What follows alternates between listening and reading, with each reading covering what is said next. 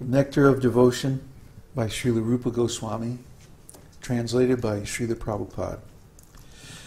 Chapter 17, Ecstatic Love. By the process of executing regulated devotional service, one is actually elevated onto the transcendental stage beyond the material modes of nature. At that time, one's heart becomes illuminated like the sun. The sun is far above the planetary systems, and there is no possibility of its being covered by any kind of cloud. Similarly, when a devotee is purified like the sun, from his pure heart there is a diffusion of ecstatic love, which is more glorious than the sunshine. Only at that time is the attachment to Krishna perfect. Spontaneously, the devotee becomes eager to serve the Lord in his ecstatic love. At this stage, the devotee is not on the platform of Uttama Adhikari, perfect devotion. At this stage, the devotee is on the platform of Uttama Adhikari, perfect devotion. Such a devotee has no agitation from material affections and is interested only in the service of Radha and Krishna. So this is getting into the really nice part,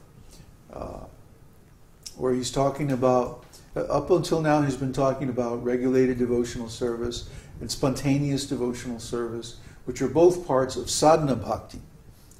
Sadhana bhakti means devotional service in practice. Practice means that we're not yet at the perfect stage.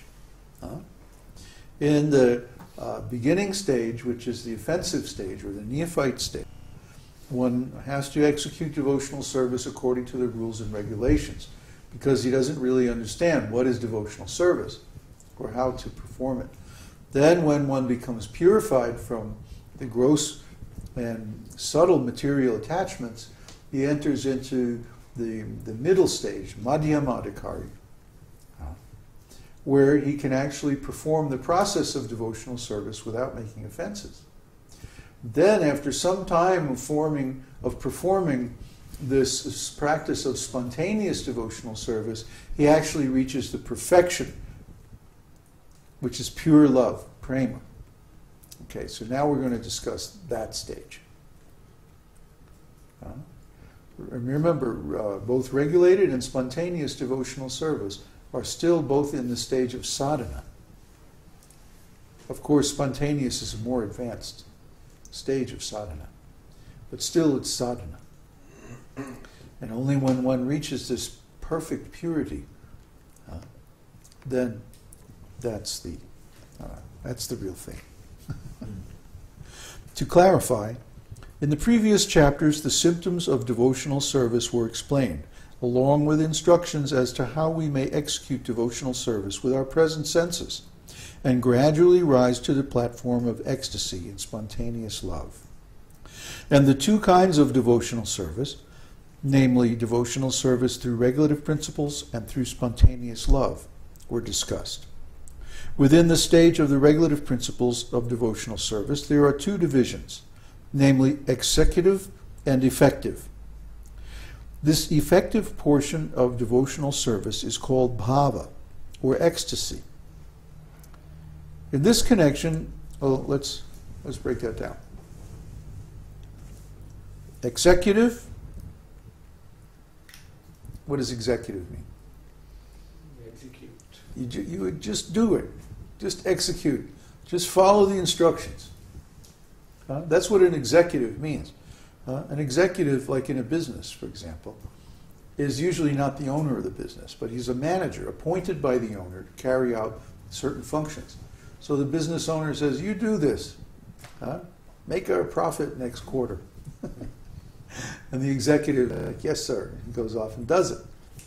He executes the plan, which is created by the owner. Okay? So in the beginning of devotional service, we don't have much idea what's going on.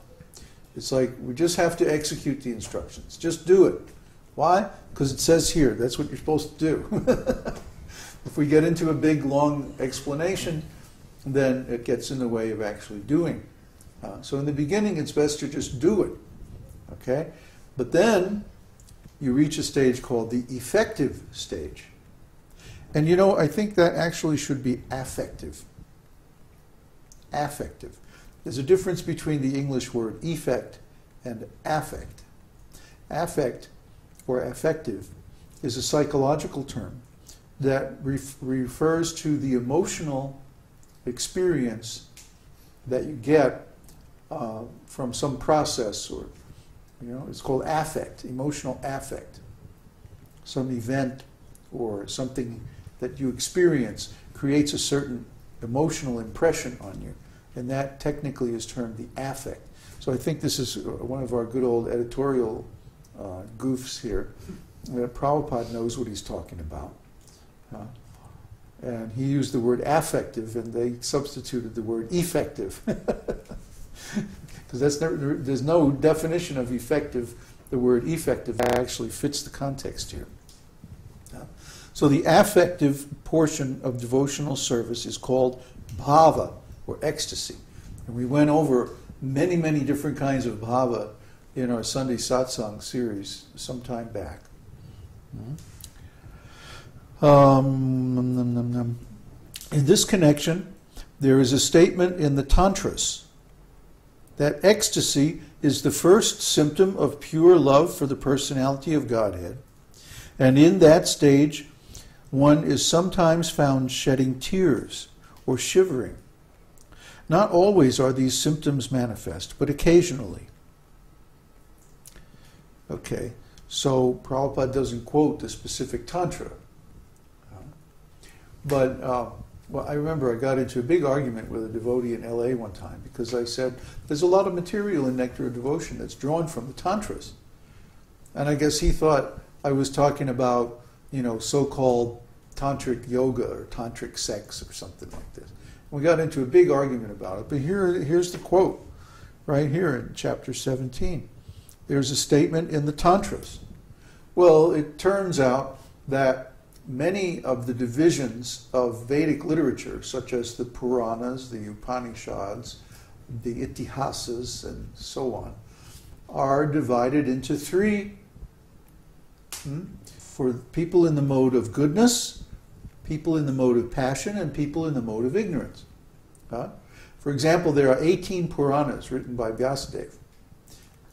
And of these 18, 6 are for people in the mode of ignorance, 6 are for those in the mode of passion, and 6 are for those in the mode of goodness. So naturally, the Bhagavad Purana, or Śrīmad-Bhāgavatam, is for people in the mode of goodness. And we don't much hear about or bother with the others. So there are tantras in the mode of ignorance, in the mode of passion, and in the mode of goodness. The tantras in the mode of goodness deal with the process of devotional service. Those in the mode of passion deal with demigod worship, and like that. And the tantras in the mode of ignorance deal with like black arts and sexual stuff and, you know, that kind of stuff. Mode of ignorance. But this quote is from one of the tantras in the mode of goodness. Just because, you see, when the British are always trying to discredit the Vedic culture. So when they translated the tantras, the first ones that they translated were the weird, you know, Buddhist tantras having to do with different sexual rituals and stuff like this. They didn't translate the tantras in the mode of goodness. They only translated the ones in the mode of ignorance. So everybody got this impression that tantra equals sex, but it's not true at all. Actually, there are thousands of tantras, and they deal with all kinds of things.